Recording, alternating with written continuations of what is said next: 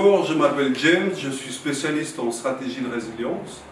La résilience étant, comme vous le savez, l'art de rebondir sur n'importe quelle difficulté pour la transformer en opportunité, de réussir à aller encore plus loin que si on n'avait pas eu la difficulté. Je voulais vous demander aujourd'hui, est-ce que ça vous est déjà arrivé de vous demander si vous aviez un pouvoir quelconque sur ce qui vous arrive, sur ce que vous faites avec ce qui se passe? Est-ce qu'on a le pouvoir d'influencer ou de changer les choses? Ou est-ce qu'on est livré sans défense aux aléas d'une fatalité qui nous dépasse?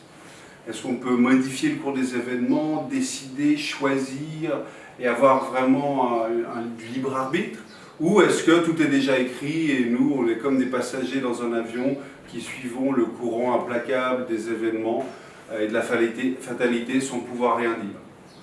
En gros, est-ce qu'il y a un pilote dans l'avion ou pas? Est-ce qu'on peut diriger quelque chose ou est-ce qu'on ne peut que suivre en espérant qu'on ne va pas se cracher trop tôt?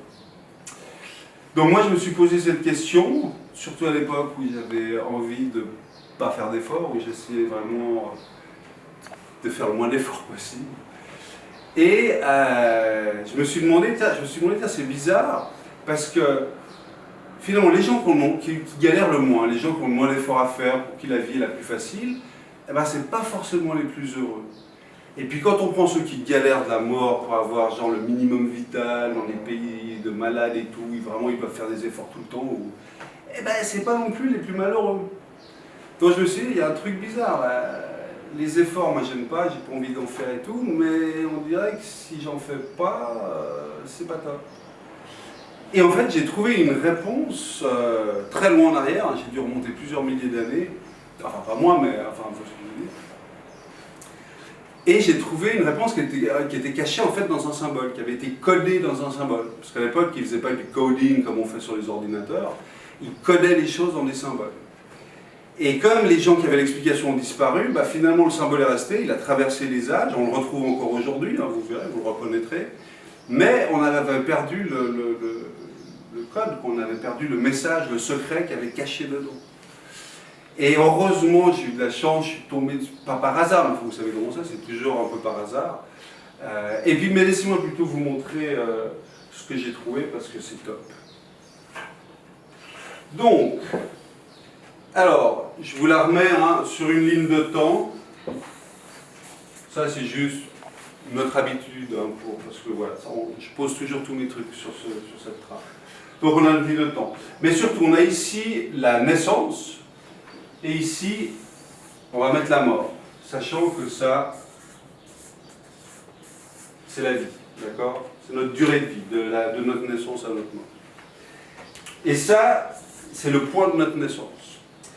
Et ce point, en fait, il est conditionné par toute une série de paramètres qui vont déterminer où est-ce qu'on est, à quelle heure, le quartier, la famille, le milieu social, le régime politique, la conjoncture économique, enfin, ma couleur de peau, tout ça, et même la position des étoiles au moment de la naissance, hein, tout ça, ça rentre ici, et ça va conditionner en fait le champ de mes options.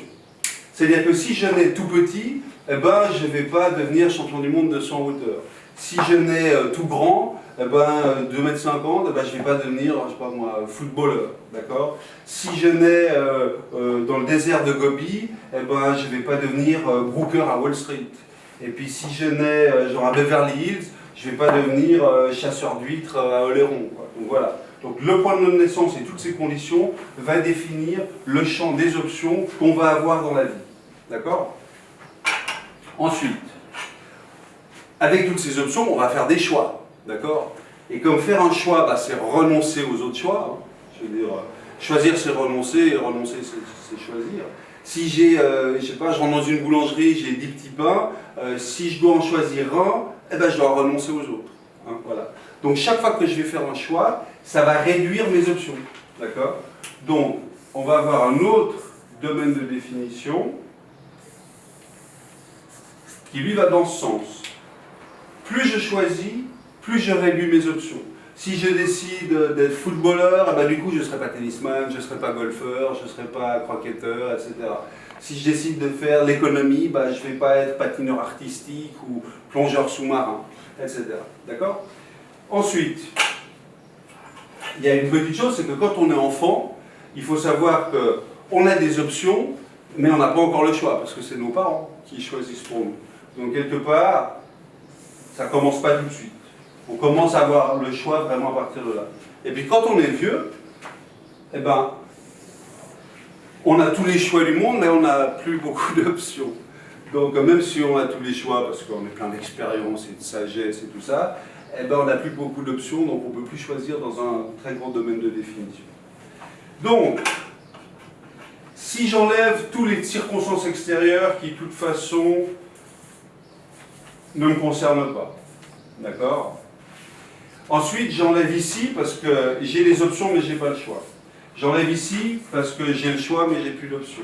J'enlève ici, même chose, option sans choix, option sans choix. J'enlève ici parce que choix sans option, choix sans option. Il me reste en fait ma fameuse zone de puissance, qui est le cœur, qui est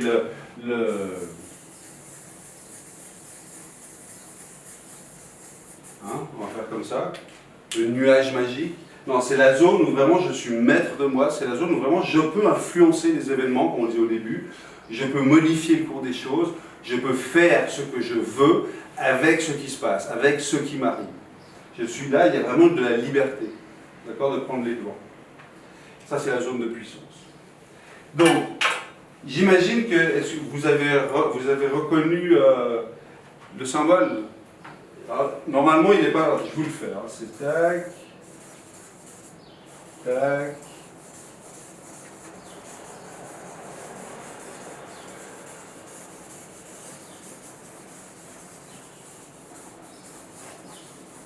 Tac.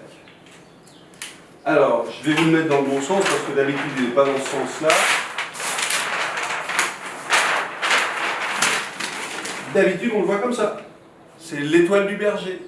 L'étoile qui guide les voyageurs sur la quête, sur le chemin, sur leur chemin vers la vérité. Voilà. Et il y avait tout un truc caché dedans qui était passionnant.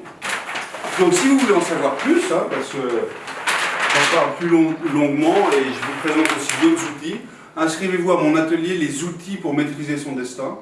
Et puis on va aborder des tas de choses comme ça, je vais vous montrer, je vais vous donner des tas d'outils super efficaces et on va parler de choses passionnantes. Et puis sinon, en attendant, je vous retrouve sur mon site jamesdotra.com. Voilà, merci beaucoup et à tout de suite.